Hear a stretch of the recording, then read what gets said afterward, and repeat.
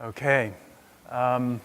So I'm Sheldon Brown from the University of California, San Diego, where I direct the Center for Research in Computing and the Arts, which is part of California Institute of Telecommunications and Information Technology. And I'm here today interviewing Bruce Sterling, who probably doesn't need that extensive an introduction, at least not one that's so acronymically laden, but at the very least, he's an author of 9 novels, a number of nonfiction books.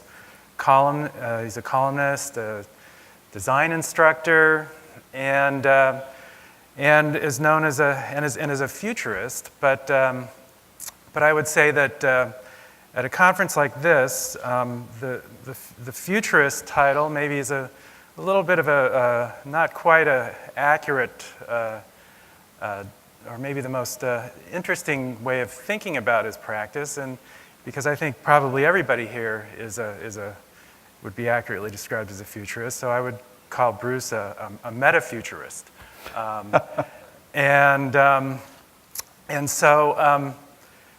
So there's a number of kind of interesting connections between all these different kinds of practices that Bruce engages in as a metafuturist. And we'll try and weave a little bit of those together here. And so maybe I would start with by trying to throw a ball in his court about asking him what commonly held assumptions about the future do you think are wrong? Well, I'd have to say number one is the assumption that we've got a stable climate. I mean, that's really a major game changer. And, I am a futurist. I hang out with futurists. I once wrote a nonfiction futurist track called Tomorrow Now, which was kind of my attempt to join the debate there. And most futurists whom I know, whether they work for government or tech assessment people or, private companies or whomever, have been sort of keenly aware that climate change was on the agenda. And in fact, because they have much less credibility to lose than scientists do, they were much less guarded in their assessments, and they were much sort of more willing to talk about real climate mayhem. And for science fiction writers, it's been a common thing. I was writing about climate change and science fiction stories 30 years ago. In fact, I don't think I've ever written a novel among my 9 and now 10 novels that didn't mention climate change in it. It's just like trying to not mention electricity. But it is something that it's very difficult for us to get our heads around, and even people who are experiencing it have a hard time just being open about the extent of this change. I'm a novelist. I like to tell stories and anecdotes. I'll tell you an anecdote. I've got basically 3 places where I hang out these days. Austin, Texas, my hometown. Turin, Italy, where I was the curator of an electronic arts event, actually. And Belgrade in Serbia, where I do a lot of futurist research. Okay, my home in Austin was hit 4 times by hail this spring season, including a hailstone that broke the window of my guest room, literally shattered the glass, covered my daughter's car with hail dents, and left hail dents all over the back of the house. In Belgrade, my stepdaughter was caught in the open by a hailstorm that hammered her and left bruises all over her arms and legs.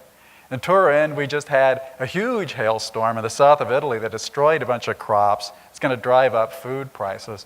And then yesterday, when we were supposed to be out here, on the beach, having a luau, there's like a tornado north of us in California.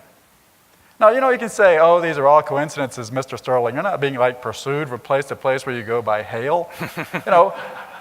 But, fact of the matter is, go out and talk to the insurance guys, and they'll say, yeah, stuff's getting busted up. There's food shortages. Australia can't raise wheat, every time this crop damage hits, or there's these temperature spikes or, agricultural damage, people are going hungry. It's really affecting us. It's real as dirt. So now with climate change, this what you're mentioning here, you talk about how it's been a subject of speculation in science fiction for several decades. You know, work that you've done, work. Well, I know think of Stan, J.G. Stan Ballard, Robinson David here Brin, was yeah, last Stanley year. Robinson. And, there's a science fiction writer very fully briefed on the topic. And so, and now it starts. But now it has broader take-up. Now it's actually becoming a part of political discussion. It's, you know, kind of started to be taken up by, you know, kind of across the political spectrum as well. Right. So this kind of interesting way in which science fiction has been able to kind of introduce topics into a larger conversation. And so,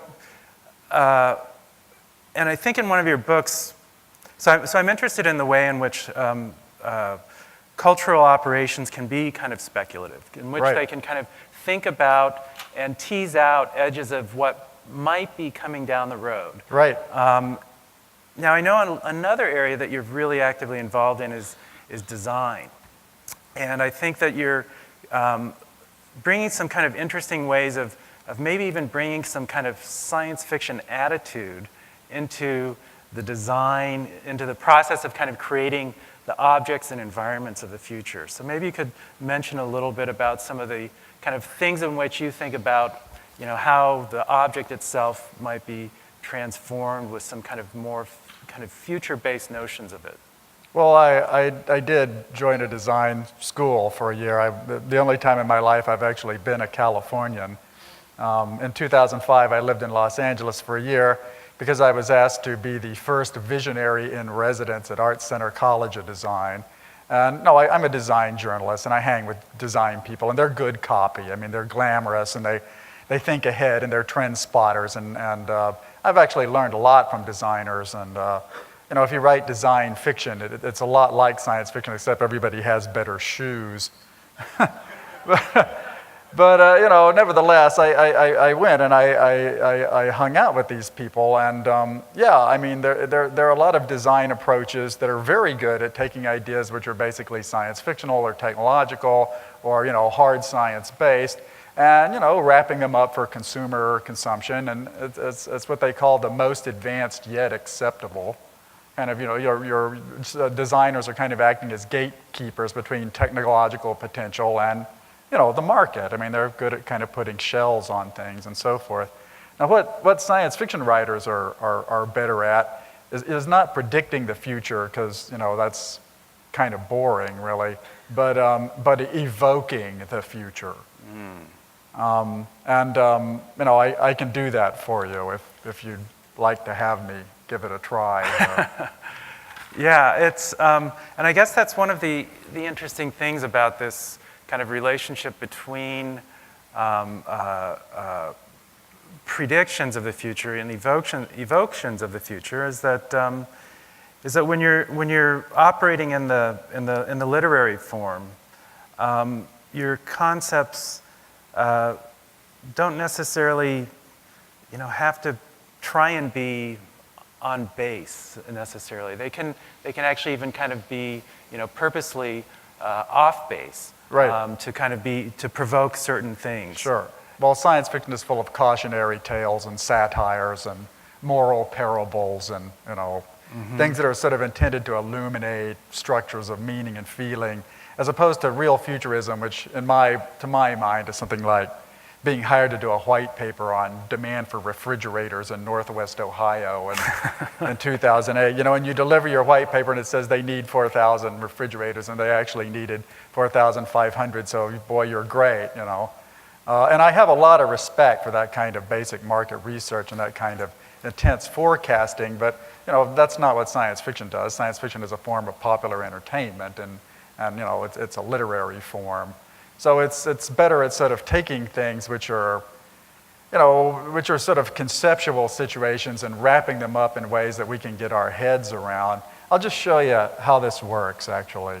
You know, I've been attending your event here, and I'm also a journalist, so I'm kind of like blogging what you're doing. And I noticed that you're into future and review, so I thought I'd review your future here, and we'll just do like the standard futurist 4 box, right? Futurist quadrant. When you got two driving forces here, you've got climate change and you've got tech, right? So that leaves us with four possibilities. We've got a climate crisis. So that's a given. But we could have a really intense climate crisis, which would be a calamity. So we can have low-tech crisis, high-tech crisis, or low-tech calamity and high-tech calamity. Those are our four possible worlds in, say, a 10-year period. So, what kind of worlds do those look like? Well, we could have a world that's very low-tech and has a climate crisis, but not much is changing. And I describe that world as petrocracy. And I think that's that's basically the world we have now. It's a world where, Enron pulls the plug on Silicon Valley's power systems, and you do really well if you have an oil well, otherwise you're in the underclass. There's a lot of silent tsunami kind of stuff. Politics is dominated by religion. There's not much tech investment. It's mostly commodity investment. Nobody believes there's any wealth creation coming out of the tech world. California's gold rushes do tend to finish ugly. Silicon Valley is very much on the back burner in a world like this. It might be a kind of world where San Diego has a New Orleans moment, where your city actually catches fire here. I would guarantee you, that if you have a Santa Ana wind that's 110 miles an hour instead of 100, and it's a couple of degrees hotter C, it's really likely your town will burn. An Oakland-style conflagration. And should that happen, you'll get pretty much the treatment New Orleans did. Shouldn't they have known that all along? What kind of fools are investing in this situation? Why did they grow all those trees? And so forth. And under a situation like that, you're not going to feel really perky. You're going to be very much on the back foot. So, that would be a petrocracy situation where you're basically in despair, you have very few civil rights. And this is a very plausible world I'm describing. It's just a slightly exaggerated cartoon version of the world we got now. Okay, we've got another scenario, though. Crisis, but high-tech. What kind of world is that? Well, that's the world you aspire to, which is .green boom. Not .com boom, but .green boom. And what does that look like? Well, a lot of the things that used to be externalities have become internalities. You're discovering all kinds of new business models that drive consumer demand. Like, for instance, why don't we just declare 75% of everybody's possessions to be illegal? We'll just say that, consumer goods, right? They're toxic, right? They're harmful. Why don't we just legislate things that you have to go out and buy new ones? They just have to be taken in and returned, and it'll be a big Christmas for everybody, and we'll really ramp up the production system. We'll kind of change the structure there. And this will be primarily driven by culture, lifestyles of health and sustainability. You can see this now in new terms, new coinages like green glamour and eco-sexy, just like a personal favorite of mine. I knew it would come. But when I actually saw the word eco-sexy on the cover of Vogue magazine, that was a really happy moment for me. Green boom, and it's just it's something. It's your boom. It's another gold rush. It's a green-tinted gold rush, but it's very California. Is this plausible? Yeah. Is anybody going to do it? Yeah, the people in this room will do it. Is this, what kind of benefit is this? This is the best possible benefit for you. Everybody in this room gets rich under that scenario. All right, now we've got the tougher scenarios. Let's say we veer from crisis into climate calamity. And, really, judging by what was being shown to us here by our IPCC members and really the facts on the ground, it's very severe. The climate's changing faster than anybody thought, and a lot of the worst case scenarios that have been worked on with such care for 30 years are being just exceeded. The idea that China can blow right past the Kyoto limits all by itself, nobody knew that. The idea that, Greenland's ice could crack apart like a 5-pound bag of ice, that's a little weird. So we've got a low-tech calamity. And what is a low-tech calamity like? Actually, it's been very well considered by some California authors. Mike Davis. I don't know if you ever read Mike Davis, guy who wrote Planet of Slums. And and James Howard Kunstler, who wrote The Long Emergency, and Jared Diamond from UCLA, who wrote Collapse. I mean, these are, the world hasn't lacked for these Cassandra figures, kind of long-haired leftist figures sort of saying, it's not going to work, we're hitting the wall, it's going to collapse, we're going to back to a world of handicrafts. This isn't a world of silent tsunamis, this is a world of severe financial collapse. If you think there's a real estate bubble problem now, a meter sea rise, you know what that does to real estate values? A meter of sea rise, I mean, really. The entire rim of the continent becomes financially worthless. It can't be insured. We're going to have 2, 3 of the 4 horsemen of the apocalypse running around in a situation like that. Hunger, disease, serious hunger and serious disease. Global guerrillas all over the place, a lot of peak oil Cassandras. I don't want to dwell on this. It's really a kind of, step backward toward a dark age. You're going to see pogroms in a situation like this. Billions of people will die, mostly the poor, killing the rest of the poor. The stuff you're seeing in Darfur right now, these pogroms in South Africa, the situation in Somalia. I mean, it's a global Somalia. It's a failed globe. So with that cheery assessment... No, there's one left. Okay, good. There's one left because there's 4 possibilities. We didn't go into calamity and high tech. A world that's both having a calamity and is extremely high tech. And my new novel, my 10th novel, is set in this space. It's a world where there's a very serious environmental disaster and also extremely advanced technologies. It took me 4 years to write it. It's basically about ubiquitous computing in the service of sustainability. It's a world where the wolf is at the door, but you're wearing kind of an Iron Man power suit. And I call that scenario disaster thriller. And it's one of the few things, it's one of the few situations, really, where science fiction has been the only form of literary expression that describes a world like that at all. I mean, a world that really has a genuine global environmental disaster under really high-tech circumstances is something you would only have seen in science fiction novels. And some of the weirdest and most unpleasant science fiction novels have that kind of disaster thriller kind of vibe. I mean, I'm not entirely happy with this, with the book that I did. The world that it depicts is very alien. It's surreal. It's challenging. It's also quite ruthless and bloody. It's a world where a lot of people die and they're sort of regarded as our heroic dead. It's kind of a very tough Manhattan Project, militant World War II style of world where nobody counts the wounded, and it's kind of bury the dead and feed the living, tough, hard-bitten kind of future scenario. And I think the likelihood that we get to a world like that is actually pretty high. I would rank that as much higher than I would have 5 or even 6 years ago. And and I'm somebody who does this for a living, and I find it difficult to get my head around that. I mean, but it's objectively speaking, I think it's a very real possibility. So with thoughts like this that kind of get shaped by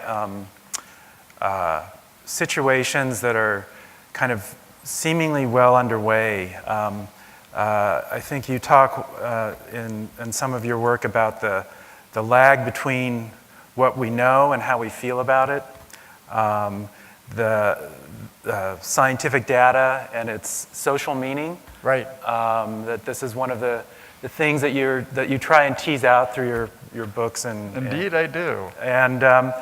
And so you've talked a lot now about climate change. There's some other kind of areas of and we can kind of see how that's kind of currently kind of now coming into play.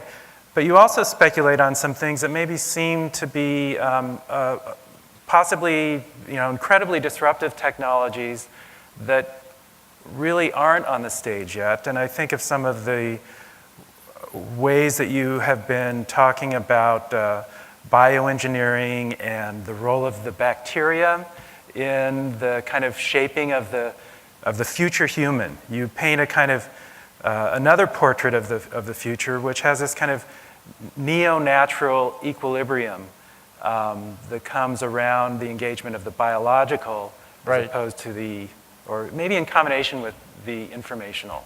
Can you talk a little bit about that? Well, that was an extremely fun thing to think about. I mean, Kevin Kelly's book, Out of Control, Rise of Neo-Biological Civilization. I mean, here's a guy who's not a science fiction writer, but he's a great fount of science fiction novels, really.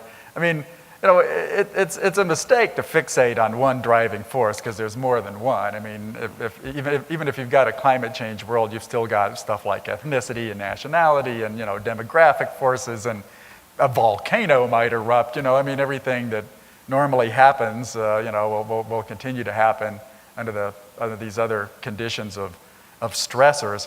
But although this sort of complicates an analysis, I also find it a real source of hope. I mean, this is the worst challenge that the human race has had since the nuclear arms race. And the nuclear arms race was a very severe problem, and the rhetoric that surrounds climate change is very similar to the rhetoric around the nuclear arms race in around 62, 63. You're starting to see this kind of Dr. Strangelove, the sense of being railroaded in the future. It's just a matter of time before somebody presses the big red button and, everything's going to dissolve in a cloud of ash. And the nuclear winter scenario is scientists really trying to get people to think the unthinkable about nuclear war. And there was a great deal of fixation about it. It's like there were peaceniks who wanted to kind of disarm at all costs, and then there were the supposed hard realists who wanted to continue to build hydrogen bombs at ever escalating rates, and there was very little talk between those two completely polarized communities. And then the situation that resolved that did not actually come from the debate per se. I mean, if you were German and lying down in front of a Pershing cruise missile, the Pershing cruise missiles went away. And it had something to do with your willingness to sort of kick up a fuss about it, but it had a lot more to do with the fact that the Soviet Union collapsed. And nobody forecast that. It just had a non-workable economy. Okay, we've got a non-workable economy. We've had people come up here one after another and sort of say, we can't afford the war, we can't afford health, we can't afford the environment, there's not enough investment in basic science, and we're broke. All right, we're in for some economic transition here, people. I mean, that's kind of a given. But, I've seen it happen, and it's not the end of the world. I mean, you can have a superpower and just flat out go broke, and probably if we go broke, we're not going to be emitting a lot of carbon. That's kind of a given, first of all. But given that nobody is actually a lobbyist for the greenhouse effect, there's no pro-greenhouse movement at all. It was sort of created by accident, just as an unjudged externality. There's probably something we're doing that we're not seeing that is an important determining factor. Now, we've still got nuclear bombs, but if you ask my 21-year-old daughter about the world's problems, a nuclear exchange with the Russians doesn't even rank in the top 100. I mean, for her, it's like lag time on the Warcraft servers is way up there in major social problems. But, it's not like, it's true. But, it's not that problem was ever directly resolved by a straight-on, head-on, technocratic result. On the contrary, our ability to maneuver and our sort of basic resourcefulness and human common sense has enabled us to escape a nuclear apocalypse. And I think we're going to similarly do something with climate change. By the time that I'm dying, let's hope I live a while, but in the twilight of my lifetime, I don't think people will talk very much about climate change. It will be happening, and it will be there, and it will be painful, but it will have the same kind of back burner situation that nuclear weapons have now. So within my role at the university, one of the areas that I'm starting is this initiative on speculative culture, and trying to think about how these kind of new speculations on that cultural activity kind of can engage to do this kind of play this evocative role, to bring new ideas to the table, that happens in areas like literature, art, and design. And as we've been talking about in the last few minutes, the way in which this introduced kind of cautionary tales about climate change.